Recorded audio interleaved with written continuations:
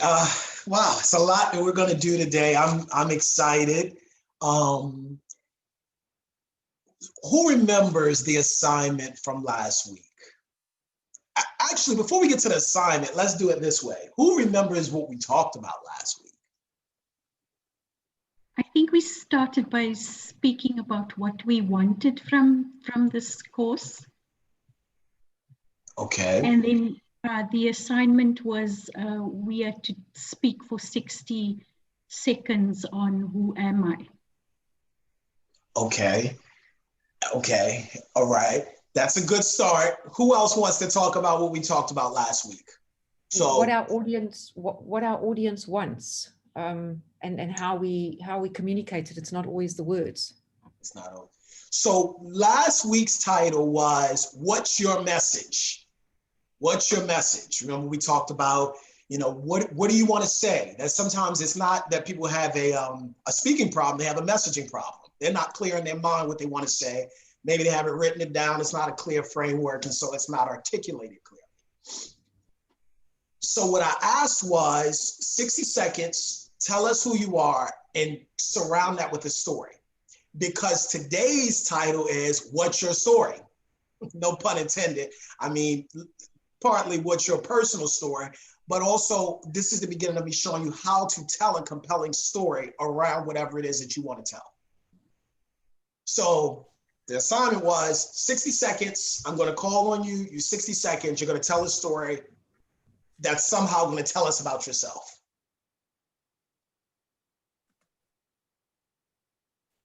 So who would like to go first? Actually, before we even do that, how many people got a chance to see the valedictory speech that I had done before? Not Morehouse valedictory speech. It was cool. You're You a really saw- good speaker. People Yeah, will even cry in the audience.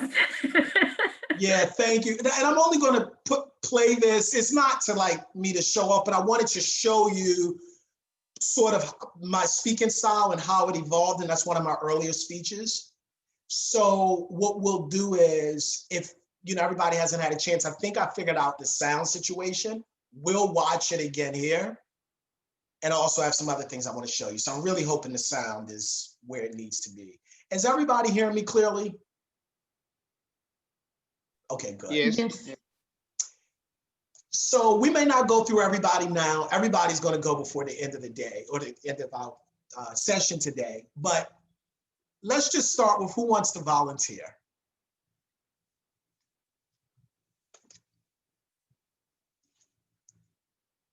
I'm pulling out my phone because I want to be able to make sure that we can time it. All right, nobody wants to go. T, I'll call on you first. You ready? Yeah. Sure. So can you tell me when I have 10 seconds left? Sure, I can do that. Okay. So whenever you say your first word, I'll start. Take your time. Tsolopele, who am I? My description of myself is quite broad, but not a specific description of who I am.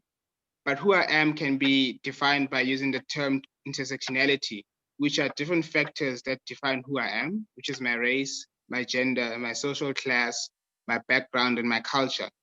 And from those derive my background that can be divided into two, which is from my poor background and my privileged background. And what those have done is created a double consciousness where my values, my beliefs, and my goals and aspirations are derived from.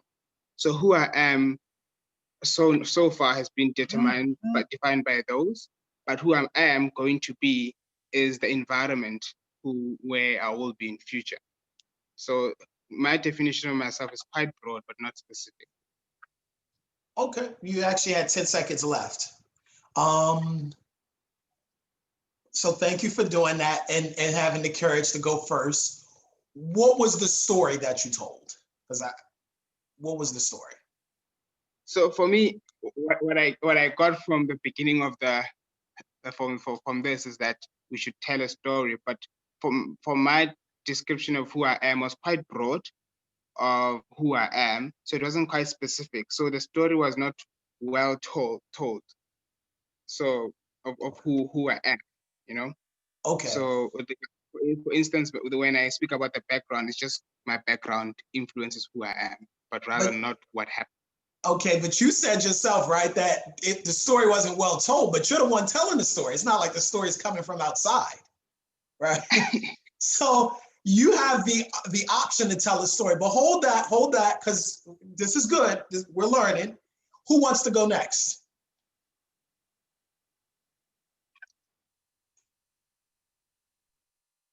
Darrell, I can go, but my camera, I seem to not be able to get it on today.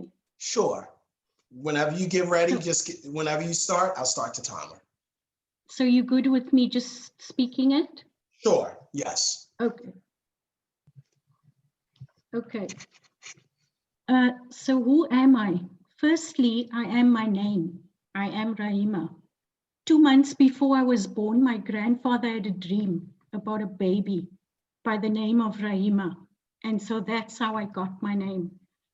Secondly, I am my purpose. I grew up in a household with 3 sisters.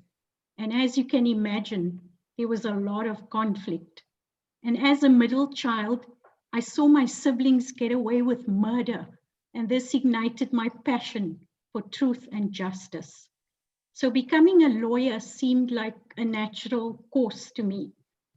During those teenage years, I questioned everything. Like, why was I here? What was my purpose? And I soon realized that my purpose was not something out there. It was inside myself. 10 seconds left. And it was connected to service to humanity. So my natural talents were my guide. And how did I know that I was on my path of purpose? Okay, you're at a minute. Thank you. That Okay. was good. Now, let me ask you something. You wrote that down? Yes. Okay. And how long did that take you to prepare for that? It took me about half an hour. Okay. Kirsten, I saw you smiling. I thought it was really, I could visualize it.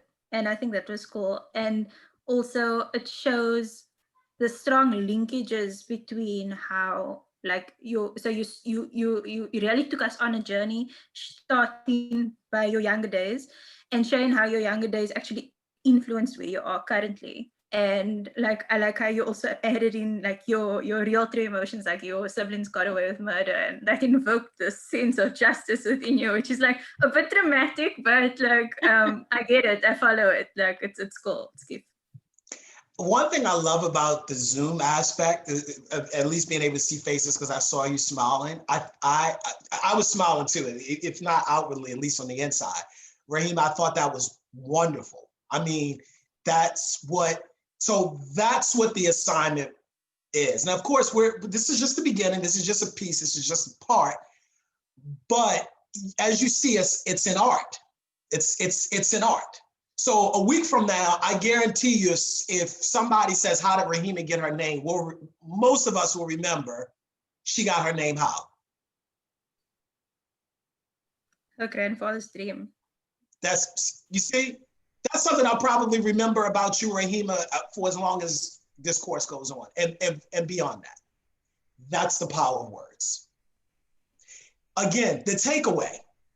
Nobody's going to remember every word you said. See, this is why stories are important. People remember stories. They may not remember the individual words. They remember the stories. So I heard 3 distinct stories. Grandpa had a dream. You growing up with your 3 siblings. And then this sense of you seeing growing up and that shaping your sense of wanting to be involved in some level of justice. All right, so I like that. Of course, we're going to sharpen, get bigger and better, but I appreciate even you writing it down because I'm sure that helped you to organize it. All right, who wants to go next? Now I'm going to say it. Rahima kind of raised the bar, so. Yeah. So. Okay, I'll go. Mine's a bit higgledy-piggledy. Okay. I'm a businesswoman, a mother, an ultra-distant athlete, a triathlete, and a part-time student. I studied full-time after school, and shortly after obtaining my qualification, I realized that catering management was not for me. Midlife, I discovered my passion for law and enrolled at a distance learning education institution. I graduated earlier this year with a BA in law. I'm currently an LLB student. I should have enrolled for LLB 30 years ago when Daddy was paying and life was very carefree. I should have gone straight to an LLB instead of a BA law. But in my attempt at being a professional student and taking the long road, this has taught me perseverance in every facet of life. Add that my sectional title experience, and I will solve problems you don't even know that you had. Okay. Okay. All right. What do you think of that? You had 10 seconds left, but what do you think of that? I jumped around a bit. Okay. So it's a great foundation. I think it's a great start. I saw the story emerging at the end, but by that point, we had gone too far out. So and this is just to give the difference between what you did and what Rahima did is actually something that happens often in interviews. One person sits down and tells them their resume. I worked at this job, I went to that job, I went to that school, I went to this school, I did this, I did that, in a very sort of like perfunctory way, where someone else sits down and tells a story. Got you. I've had welding in my blood since I was born. My father was a welder, my grandfather's a welder, right? So I would coach people to say things like that. Start off with things that tell us a story. Don't just walk us through boom, boom, boom, boom, boom. It's the difference between giving us facts and telling us a story. Giving us the data and telling us the story. So that's a good foundation. And that's why I like doing this, because I want each of you to kind of hear yourself.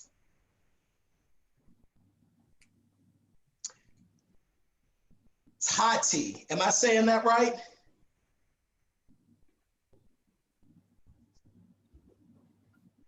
Yes, you are.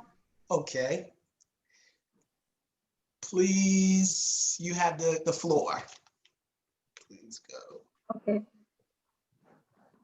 Who am I? I am Tati, the first one of 2 children from my mother and one of many from my father.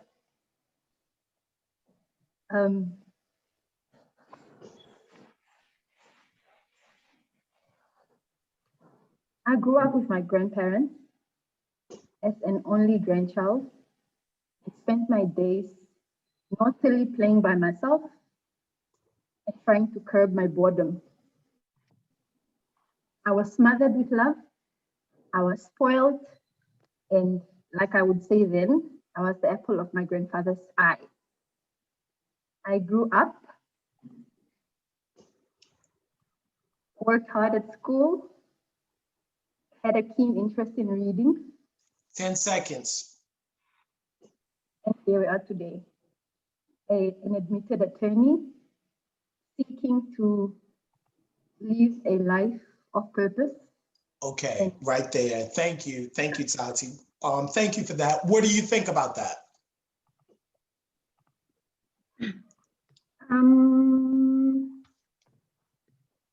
I think, what is it? I didn't pace myself, because I obviously had a lot more to say. So I had to keep a bit of what I wanted to say. I'll use you as an example since you're the last one. Mm-hmm. Tati is, complete that sentence. What's the one thing you want us to hear from what you said?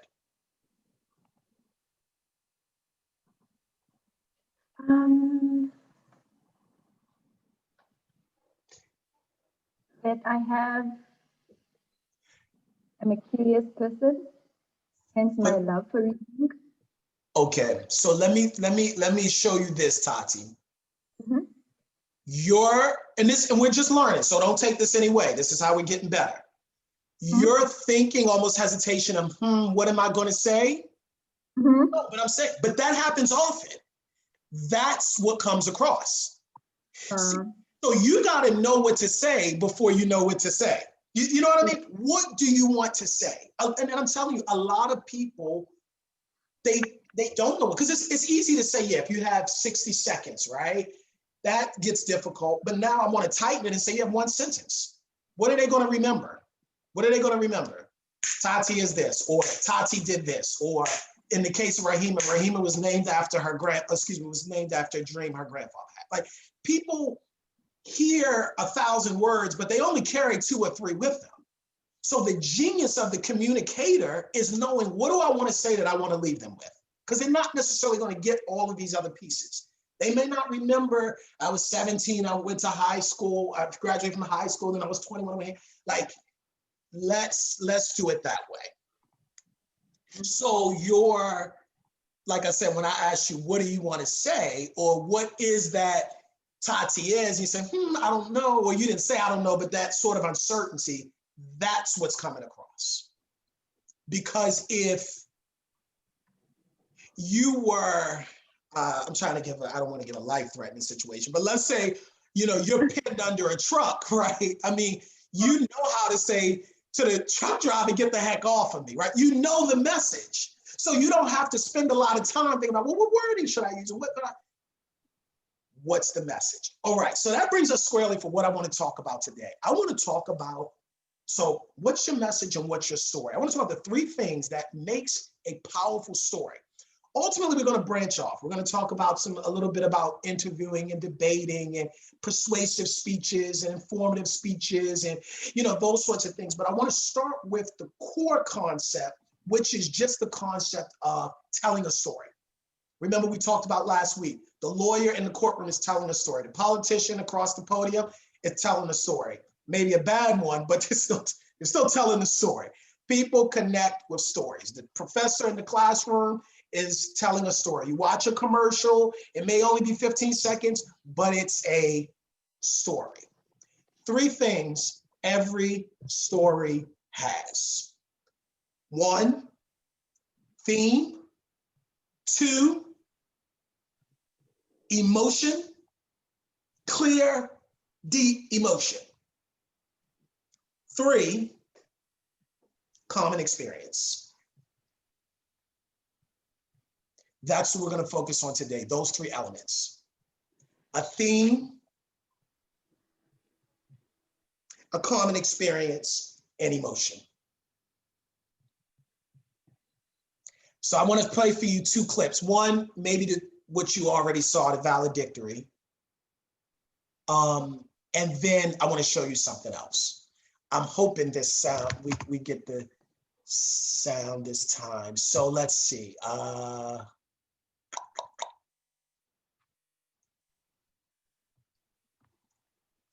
you know what? Actually, no, let me do this right quick. That's it right there. Okay, tell me when you can see my screen, please. Yep. Okay. I will play a second and pause. Tell me if you can hear the words clearly, because I think you should now. President Massey and members of the Platform Party, trustees, faculty. Can you hear that clearly? Yes. Yes. Okay, yeah, it was a setting that kept it was muffled before, but okay, so we'll play this. Faculty and staff, guests and friends of the college, and my brothers of the class of 2007. This is our time. 4 years ago, my mother told me something that I'm sure many of your parents and relatives told you as well. She told me that this was my time to step up and be a doer, and that my future depended on what I did. 4 years ago, sitting in a freshman assembly, I was also told to look to my left and look to my right, and that some of us might not make it. Today, however, I look to my left and I look to my right again. What I see are future doctors and lawyers, future activists and scientists and inventors, future visionaries and entrepreneurs. This is our time. In the 140-year history of our illustrious institution, we are the largest class to have entered Morehouse and the largest class to graduate. And make no mistake about it, we will make history.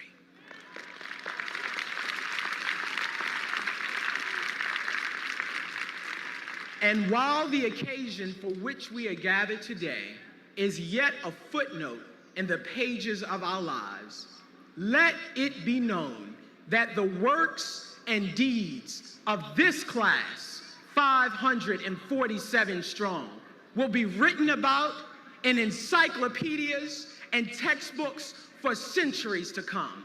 This is our time. Just as the heat of the sun can be felt, yet it is thousands, even yet tens of thousands of miles away, our impact as a class will influence the lives of generations yet unborn, in lands yet unknown, in languages yet unspoken. We will bring light to the world until, in the words of Dr. Howard Thurman, service is both our passion and our profession. Because we are gifted not for ourselves, but for others. So then we must ask ourselves the question which Marianne Williamson so eloquently asks: who are we then to be great and brilliant and gorgeous and extraordinary? Who are we not to be? We were born to make manifest the glory of God within us. There is nothing enlightening about shrinking so that the rest of the world does not feel insecure. After all, we joined the ranks of Morehouse men. We are giants, and this is our time. Speaking of giants, you see, a lot of people lost the point in the biblical story of Samson. His hair, the symbol of his extraordinary strength, was actually a symbol of something much bigger. It was a symbol of him standing up and standing apart from the rest. It was a symbol of him daring to be different. But it was when he allowed his hair to be cut that he lost his originality, that he lost his uniqueness, and that he lost his strength. Brothers, we must not let anyone cut off our originality. Instead, we must be steadfast, committed, unshakable. This is our time.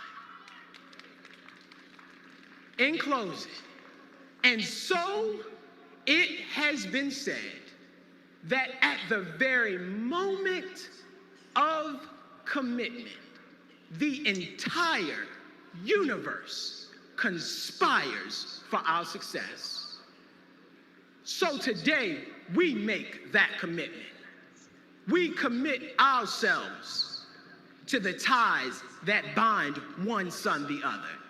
Dear old Morehouse, dear old Morehouse, keep us, make us steadfast, honest, true to old Morehouse and her ideals.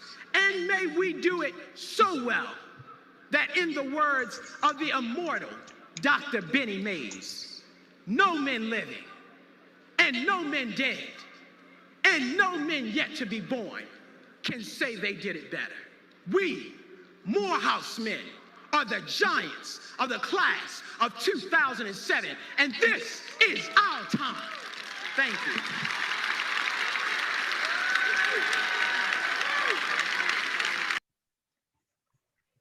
So, hold on, let me figure out how to stop it. Does everybody see me now? Yes. All right. It's actually been a little bit since I've seen that. And I wanted to play it again because I wanted you to identify for me the three things. Now, obviously, it's a lot of things I could have done better in that speech. There are not bullet points. It's a number of things that are happening here that I want to share with you to do to enhance your speaking style. But let's start with the theme. What was the theme?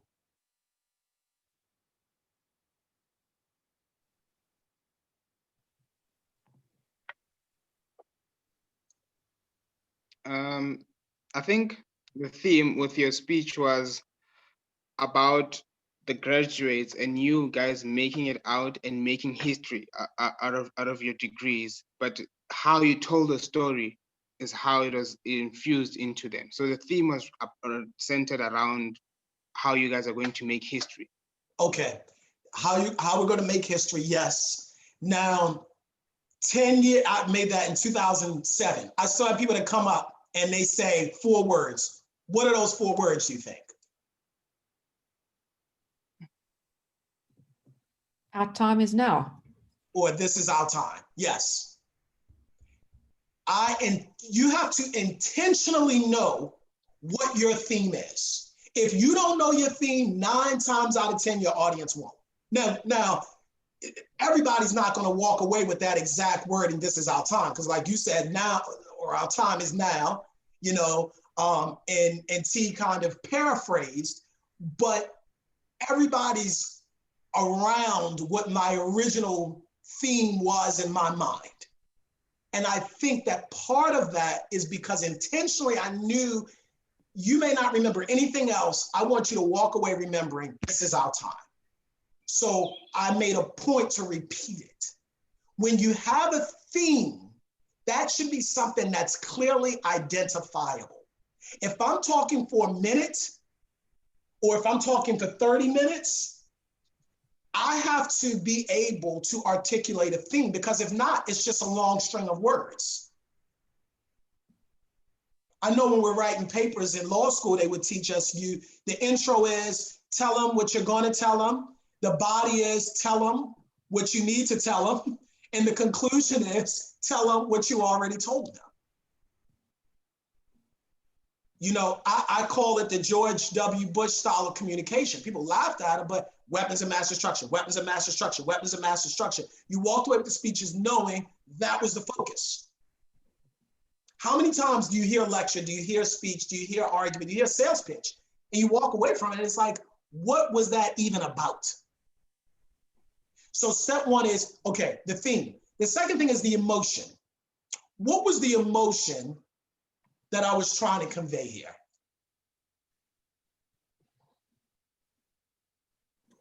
I felt like it was empowerment. Okay, empowerment. Pride. Pride. Determination. Say that again. Determination. Determination. I'll tell you, in my mind, the one that I was thinking was hope, but all of those things. So there's a theme, then there's an emotion. So again, that was graduation. So obviously I'm gonna be emotional about that. But when I asked you to tell your story, some of you told it with some level of emotion, but for some of you just kind of told it like, yeah. How you tell it is how I'm gonna receive it. You know, if somebody runs in the room and says, "Yo, I gotta tell you something," your heart rate is beating fast already just because of the way they're talking. Their delivery, the words that they're using, their cadence, their inflection, their tone is letting you know almost how you should feel before the words came. So the fact that I asked you to tell me about yourself, and it's like, well, you know, hey, you know, and you say it sort of blasé. So the first thing is how, because what we're really talking about is how to be remembered. The first is to have that theme, but the second is to have that emotion, because the emotion ties you to it. We all remember things in our lives that had strong emotional experiences. We remember it because we had the strong emotional experience. Remember the old saying, people don't remember what you said, but they remember how you made them feel. Okay? Third thing, what's the common experience? T, you kind of touched on it already, but in that speech that I gave then, what was the common experience that I was speaking to?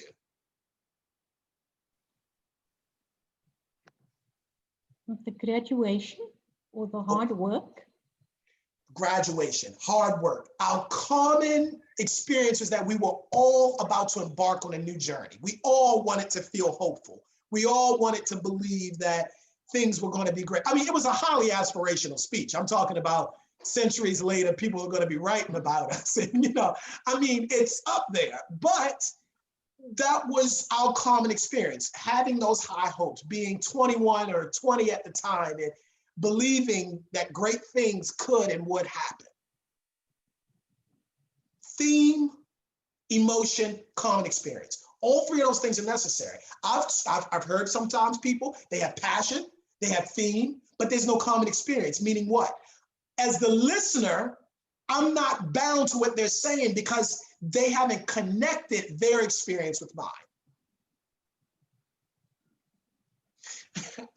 I remember a guy said, and this isn't to get into religion, but this is just to make a point. It was hilarious when I first heard it. He said, you know, you always talk about going to church. I don't go to church because I don't want to hear the same story every single Sunday. And I thought about it and I said, well, I don't know where you're going, but I'm not hearing the same story. But then I thought about it and I said, that is the gift or I was going to say the gift of preaching, but the real challenge of great preaching, as it were, is not just to tell me about what happened 2,000 years ago or 4,000 years ago or about Abraham or Moses, but the real good ones related to where I am in 2020. That's common experience. I just want to give you an example of what common experience is. When the lawyers in the courtroom giving an argument and they're hitting on strong points, they're trying to tie themselves either with the judge or with the jury, this experience. So when you're speaking, it's not enough. So let's say you're asked, for instance, and this would happen to me often, people would say, probably the number one thing that I'll be asked to speak on was, talk to us about how, well, the number one thing is probably getting up from failure. But at first it was going to Harvard. How did you get into Harvard? So I would do these seminars on ways of things that people could do. I keenly understood my common experience was that they only wanted to hear about my experience because they believed it was possible for them. It wasn't just about hearing about me for the sake of hearing about me. They were hearing about me because of what was in them. I think that's an important point, but I feel like a lot of times speakers miss that. So they get up, they're given a topic, and they speak on it, but they forget that the audience is listening more because of what they're going to hear about themselves rather than what they're going to hear about you. So if I am talking, so let's take it back to if I'm talking about getting into graduate schools for an advanced degree, I'm speaking to that hope that you can too. It's not an informative so much, listen to what I did and what, you know, year one was like, and this is what the dorm room was like.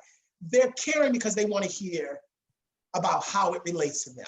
Common experience. When you start to really feel, this is where we start to get into the feeling. Notice I'm going from theme to, going eventually to common experience, but I'm going from that theme to emotion to common experience. I'm slowly going from the more superficial or topical theme, what do I write on the paper, to now I'm getting further and further down to that deeper core. What's the common experience? When I hit that, when I realize, remember I said last week, why are they listening? Why do they want to hear? When I connect with that, now I have something. Theme, emotion, common experience. Let me show you something. This is one of my, I love this clip. Now this might seem a bit odd, but I'm going here. This is a clip from a popular show 10 years ago called Making the Band with P. Diddy. It's a 3-minute clip, and I'll tell you why we're listening to it. Can everybody see my screen? Yes. Okay. Doesn't like what he hears, but we're not sounding good. Like, it's a possibility that we don't get back in the studio. And on top of that, Danny Kane is real good, so we always trying to get on point. All of a sudden, my vision became so clear. Everything I needed was right before me, baby. So take it back. With the before me, if you're trying to get your point across, I gotta feel like the stakes are high. This is life or death for you. You did the before me so it can sound good. I already know you could do that. You know what I'm saying? I wanna feel it. You got where I'm coming from? I get where you're coming from. You sure? Yeah. Diddy is a true perfectionist. I don't care what you do, what it is, he would always find something that's wrong. Don't wanna play no games, I want you exclusive. Baby, we should just do this with the feeling so strong. How can we go wrong? Hey, stop for a second. Stop. Y'all are too conscious about the way y'all looking, and your hands are just right, and your expressions are just right, and all that.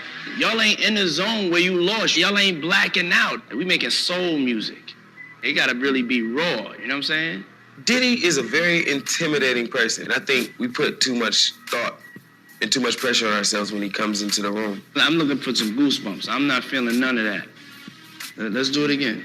If we just be ourselves, that'd be exactly what he was looking for. Really love your company, and I hate it when you gotta leave.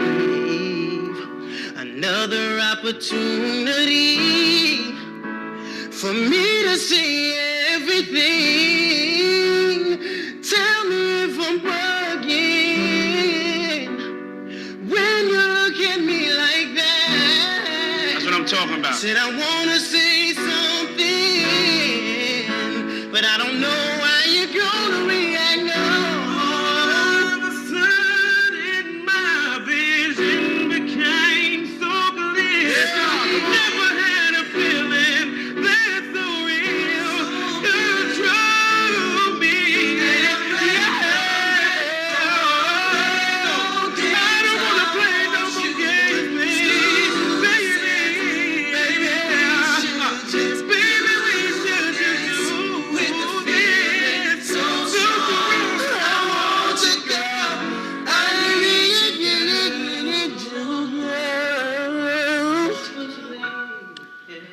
That was good. So like that tone, that when it wasn't perfect, but it was naked, you know. I'm not saying to do all your joints like that, but when it's real, it don't really matter. I'd rather get the emotion. So y'all gotta get naked, you know what I'm saying? Y'all gotta get naked. You got where I'm coming from?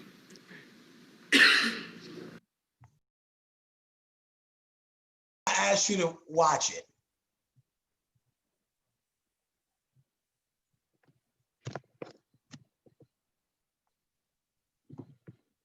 I think no, sorry. You can go.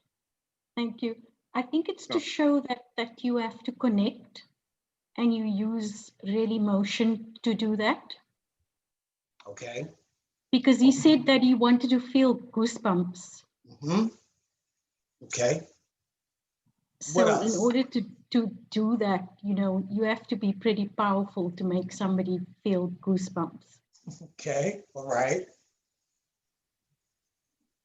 I think one of the things that I noticed is your audience.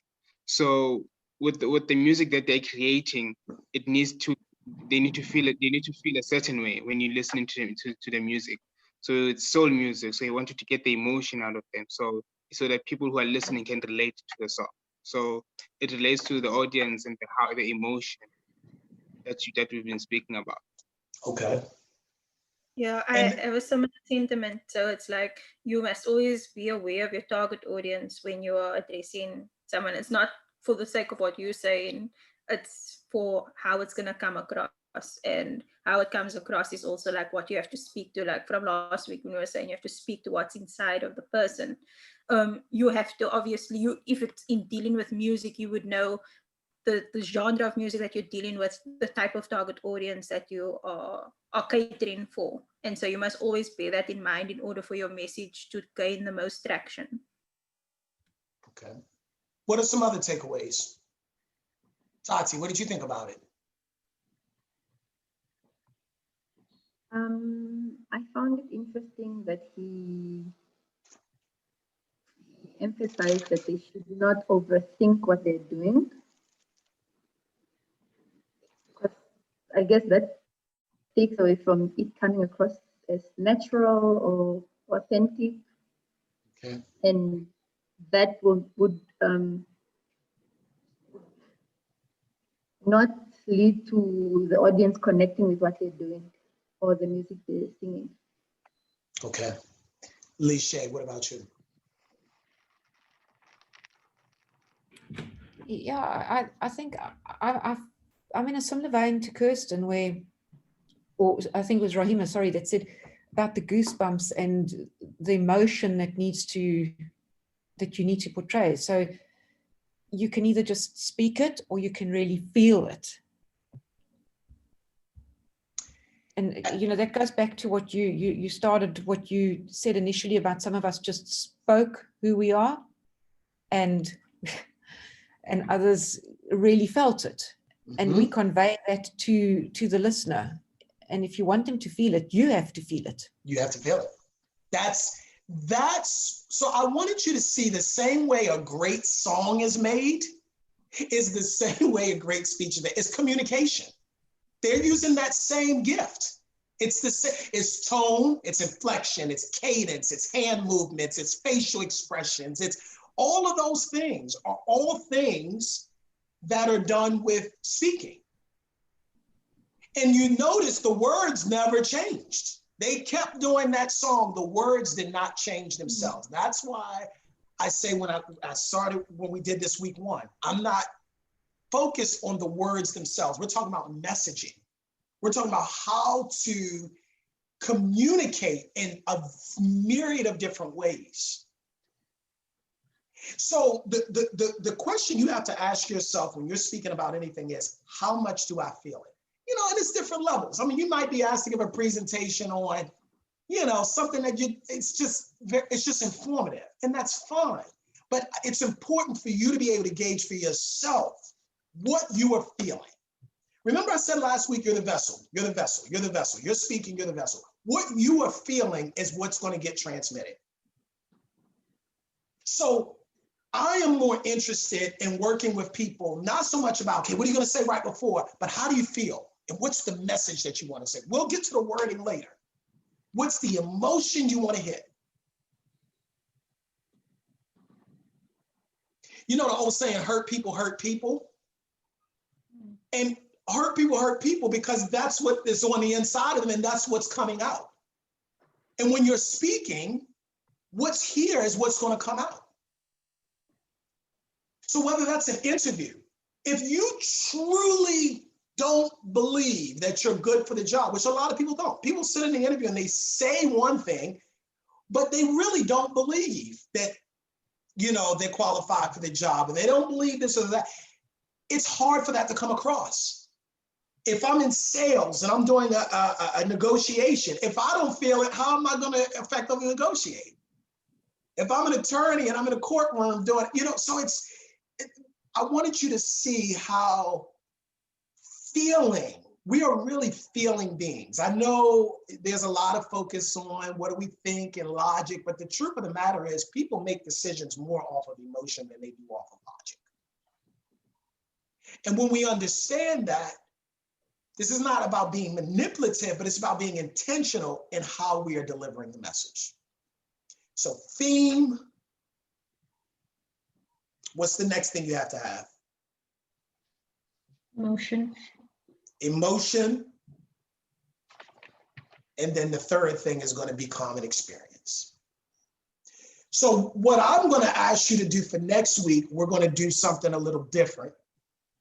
Next week, the assignment's going to be, and I don't know how you would prepare for this, I'm going to have someone else will point to something in the room, and I want you to speak about that thing.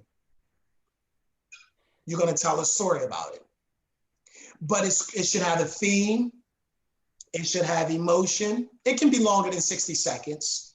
It can have, you know, theme, emotion, and common experience.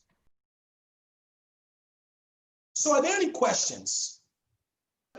Okay, cool. So the emotion thing, like you were saying earlier, if you feel a particular emotion, it translates. So even if the words, like say for example, if you're now applying for a job or whatever, and you feel as if you aren't actually competent, but you're saying that you are competent. So in that situation, like how do you actually change your emotion so that you come across as genuine, even though you don't feel like that? That's a great question. I mean, that's a great, so how do you, what my mother would say, fake it till you can make it. I mean, that's what we're coming down to. That's a great question. So I would start by saying this: what you're putting on the inside of you is going to shape your perspective. The voices that you are listening to is going to shape what you're thinking. So whenever in my life, I know that I'm saying something or I want to portray something, but I'm totally not feeling it or like not feeling it completely, I try to think of where is that doubt coming in. I really try to intentionally figure that out and see what that point is and receive advisement, counsel, education, or inspiration on that place. Because really what you're saying is, if you don't believe something, because that's a deep question, how do you change your belief? That's really what we're getting to. And I think part of it is educating yourself on it, because sometimes we tell ourselves a narrative, a story that's just not right. And then part of it is then beginning to talk to yourself about it. Like really like talking to yourself. So sometimes it's something like, I know I've been in, so let's take the interview. Like, I can do this, I can do this, I can do this, I can do this, I can do this, I can do this. Like, have you ever done that? And like on the 20th, I can do this, you actually start to kind of feel a little bit like, you know what, I might be able to actually do it. And so it's that same way. And I'm not just talking about just in repetition, but you know, I know for me, I listen to a lot of things that are inspirational. I'm listening to a lot of things that are educational. So all I'm doing when I am sharing is speaking from the overflow of what's already on the inside of me. I hope that's not going further out than what you said, but that, you see me, so because I can't, if I'm not feeling it, if I don't believe it and I want to switch how I believe, then I have to get some sort of support in that area. That's the only way. Okay, that makes sense. Yes, but I think it is important, and let me hit that question from this end, to understand and be aware of where you are. Remember I told y'all last week about the panel that I was in and the lady ate me alive and basically called me everything but a child of God in front of all those people on the panel, and I just wasn't feeling. I didn't have a good comeback, but part of it was because I wasn't feeling it. I had a lot of things personally going on. I had a lot of things in my mind. I went into it kind of fuzzy. And when I did inventory and thought about what went wrong later, I realized that was the piece there. My mind wasn't completely in it. My heart wasn't completely in it. And I think we all will make speeches or go to interviews or do things that maybe your heart's not in, but at least be aware of that, because that's going to make the difference in how you come across. You know, enthusiasm is hard to fake. You can smile, but the enthusiasm, that passion, that grit, that genuine, like, you know, feeling, and that's what you want to reach for.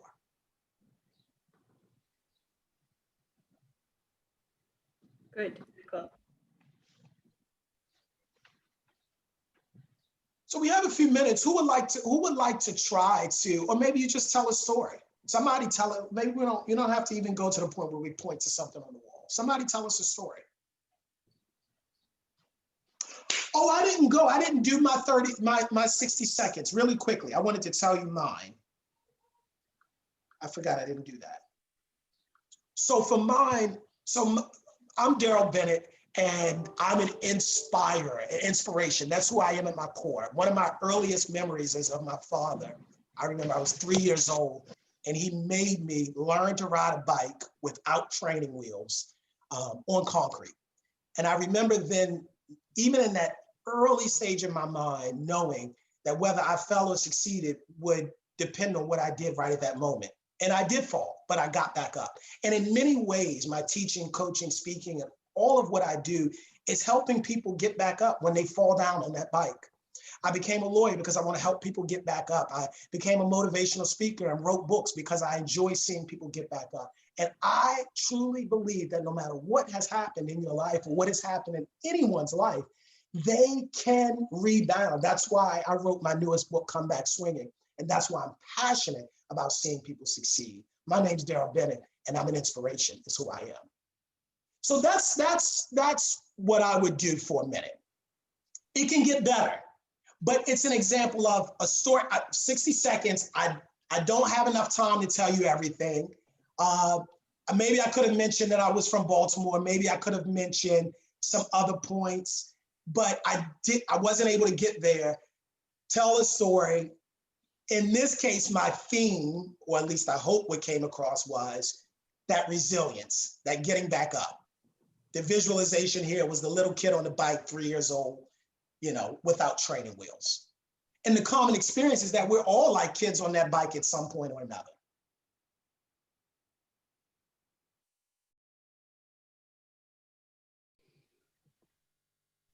Yes, Darrell, just on the common experience.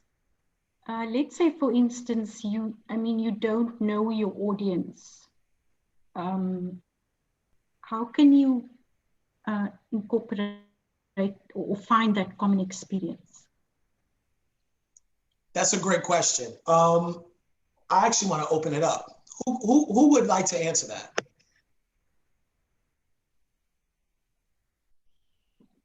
I think we touched on it a little bit last week. You're right. How if you never met the people, how do you know what their common experience is? Possibly ask probing questions, just get a feel for them, spend a minute or two just asking something like you did. What do you want to learn from this? Or what do you want to get out of this experience? Okay, but let's say you can't. That's a good one. But let's say you're in a situation where you know you're not going to be able to engage with them. How do you still create something that's responsive? Can you go on mute right quick? On mute. Thank you. I think that was.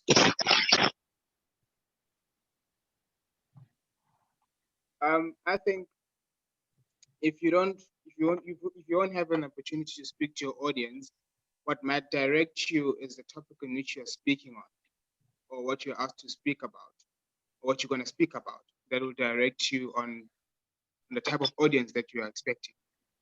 For instance, if it's a motivator, you're speaking to people who need to be motivated. If it's spiritual, you're speaking to people who need spiritual guidance. So it also depends on what you're speaking about. Well, yes.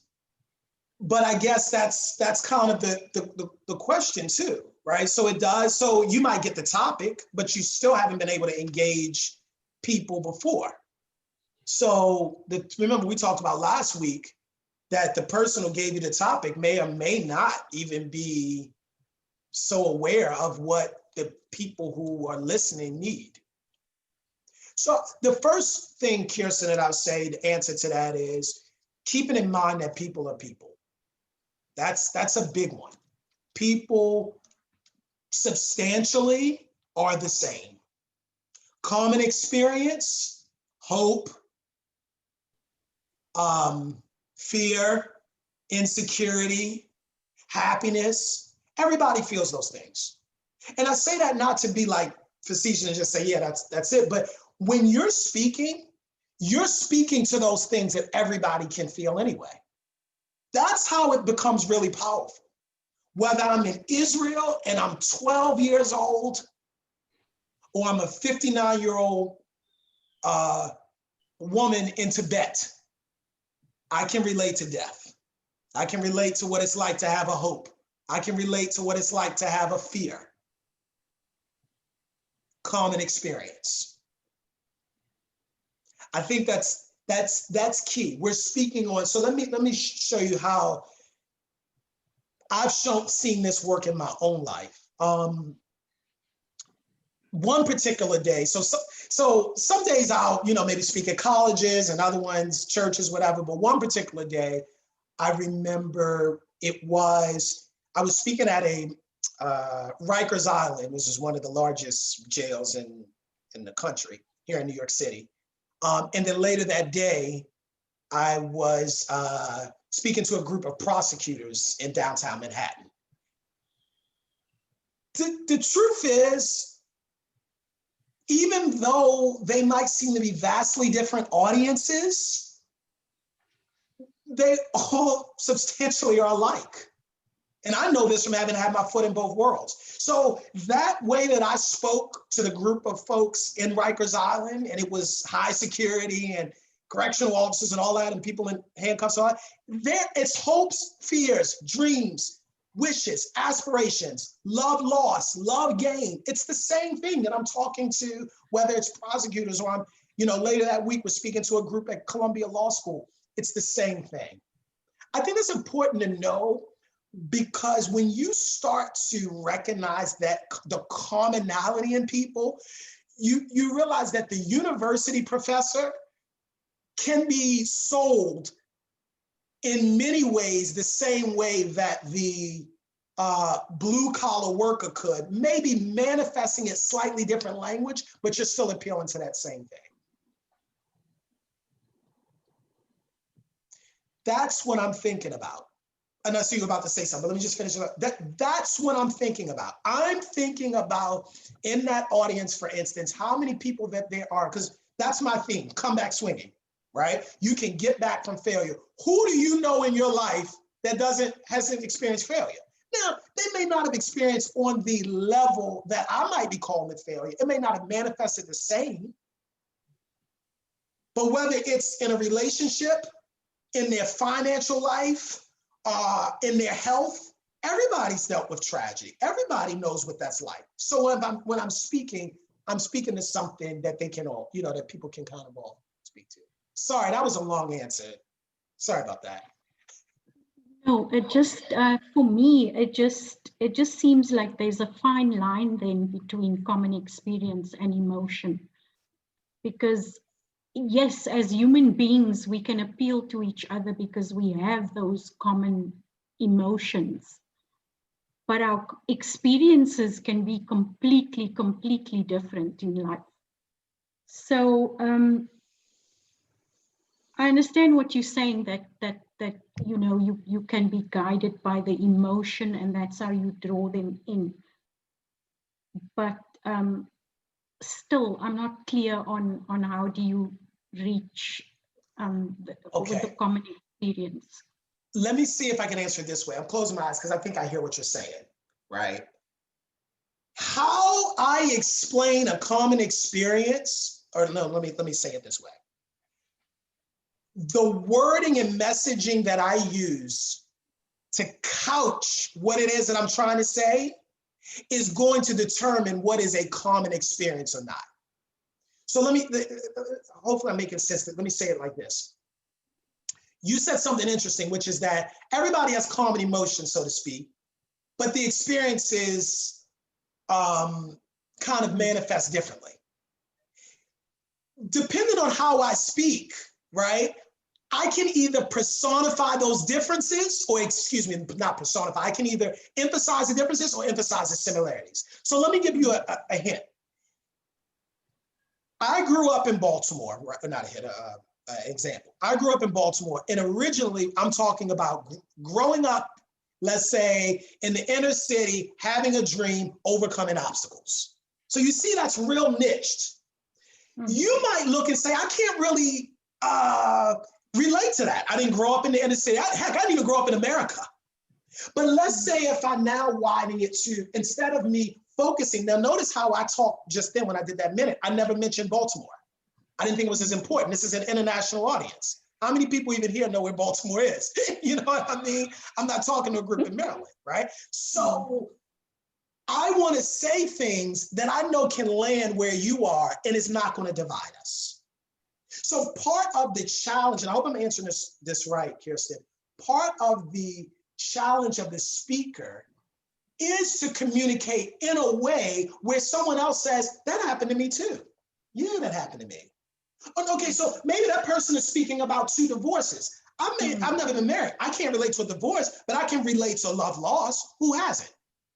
So now if I talk about that from love loss, I have a wider audience. I'm listening now. But if all I'm focusing on is the marriage and divorce, well, yes, there's going to be an audience for certain people that's going to hear that, but I might miss it because I'm not there. You see what I'm saying? So how you explain it. So I've learned to, let's go back to the example of Baltimore overcoming adversity. I'll get up sometimes and say, maybe this has nothing to do with how you grew up. Maybe you grew up wealthy, right? But you know what it's like to have something and have lost it. Maybe it's your health. Maybe it's a relationship. Maybe it's a business dream. So now as I'm saying that, I'm hitting more and more people in the room. Now, you know, you don't give a laundry list where it just feels like you're just kind of going through the list, but you see what I'm saying? You're making your experience common. Okay. So even if you don't reach all of your audience, if you can reach 2 out of 5 people, you know, you've done something. And you're going somewhere so different with that, because first of all, you're never going to reach everybody, right? Yeah. Ever. And even if you did, you don't know who you reached.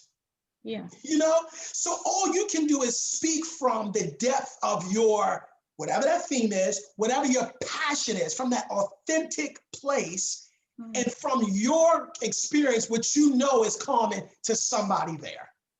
Yeah. That's what you're speaking to. No, I'm not trying to find a way to relate to 20 people, you know, but it's somebody there, but I'm speaking in general enough that people see that. All right. Did somebody else have something? I know somebody else. I think you answered it, because I was going to ask, like, I think Raima said you said you're an advocate, right? Yes. Yeah, so like you would be relating to one side of, in America, I think you guys have a jury system, but like we don't have that here, but you would be relating to your side, your party, you know, and you'd be wanting to persuade them. So now if you're trying to find a common experience, remember that they are going to be one side that's for and against. So you have to be very diplomatic in what kind of emotion you're invoking, because you might actually stir them up the wrong way by trying to, you get what I'm saying, like trying to motivate your side. You might actually have the adverse impact on the other group. So you need to be very careful. Okay, so think of it this way. And this is great engagement. And you really have me thinking a couple things. First of all, some of the things you say, some people are going to take it another way anyway. But I don't know if I'm thinking, because you're saying groups. I don't know if anybody is solely convinced on any, I mean, some things you might be totally convinced on. But even if you take the jury, 9 times out of 10, nobody on that jury is squarely in one side or the other. So you still have an ability to speak to that common experience. 2 people on opposing sides, as it were, can still speak to a common experience in one person.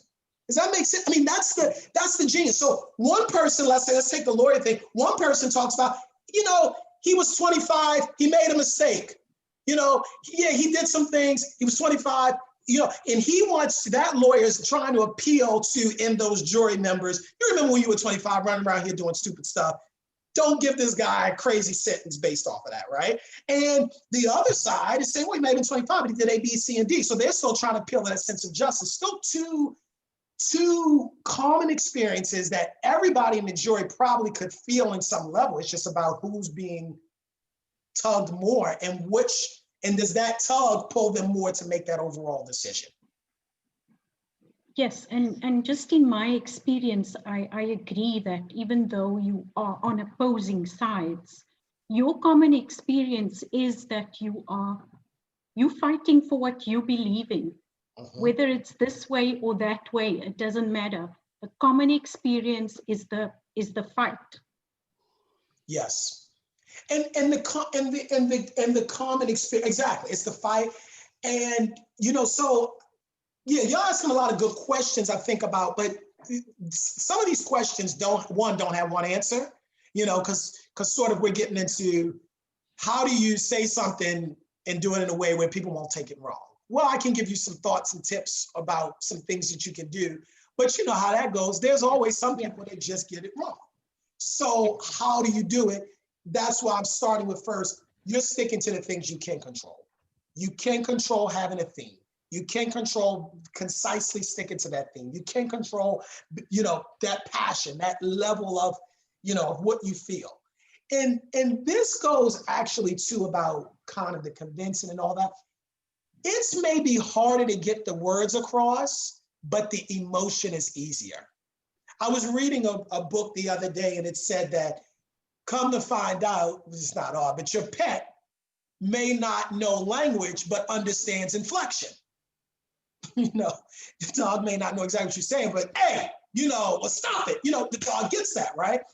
So I'm saying that to say, that's why I'm going back to that point of, remember how I said, be careful how you feel.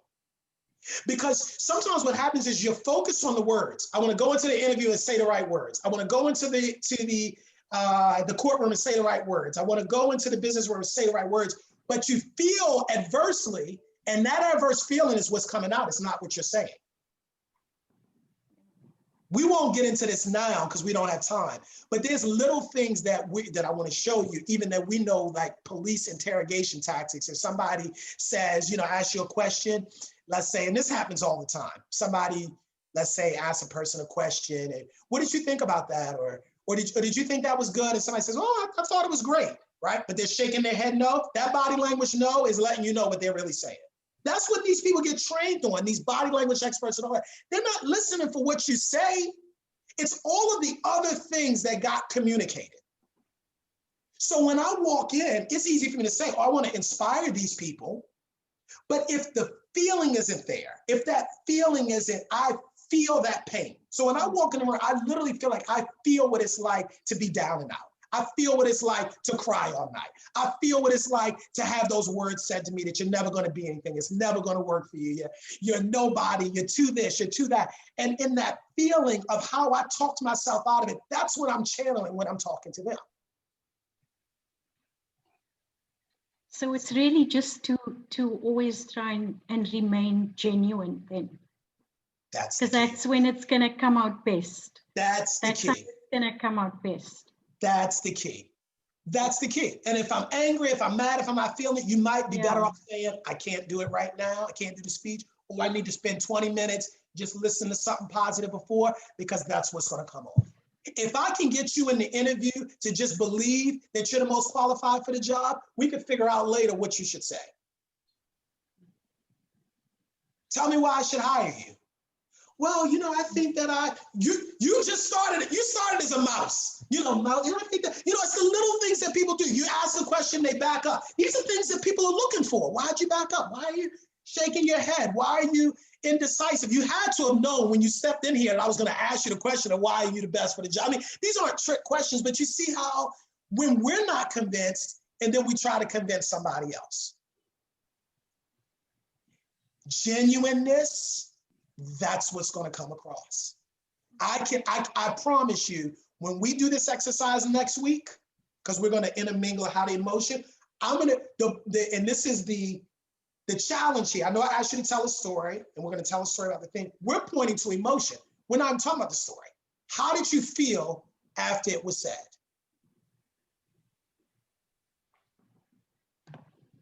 Thank you, Darrell. Thank you. It's my pleasure. It is my absolute pleasure.